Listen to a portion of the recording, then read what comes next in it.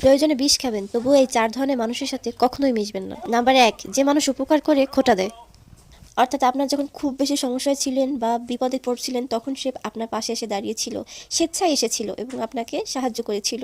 আবার দেখবেন সেই মানুষটাই যখন আপনাকে সেই সাহায্যের কথা বারবার মনে করিয়ে দেয় এবং সকলের সামনে আপনার সেই বিপদের কথা বারবার বলে বেড়ায়, তার মানে সেই মানুষ অবশ্যই আপনার জন্য বিপজ্জনক।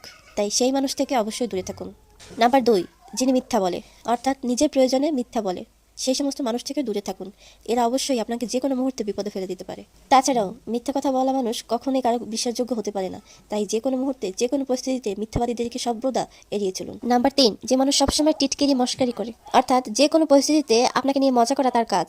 আপনি যেখানেই যাচ্ছেন না কেন, আপনাকে হেয় করে কথা বলা, আপনার সাথে বলবে মস্কারি করছি, এমন ধরনের মানুষ যখন দেখবেন, সেখান থেকেও দূরে থাকুন। এবং নাম্বার 4, খুবই গুরুত্বপূর্ণ, যে মানুষ বারবার অপমানিত মানুষের কাছে ফিরে যায়। যার কাছ থেকে একবার খারাপ আচরণ পেয়েছেন, তার কাছে কখনোই ফিরে যাবেন না। তাতে সে যতই আপনার সাথে ভালো ব্যবহার করুক না, আল্লাহ আমাদের সকলকে সঠিক পথে থাকার তৌফিক দিন। আমিন।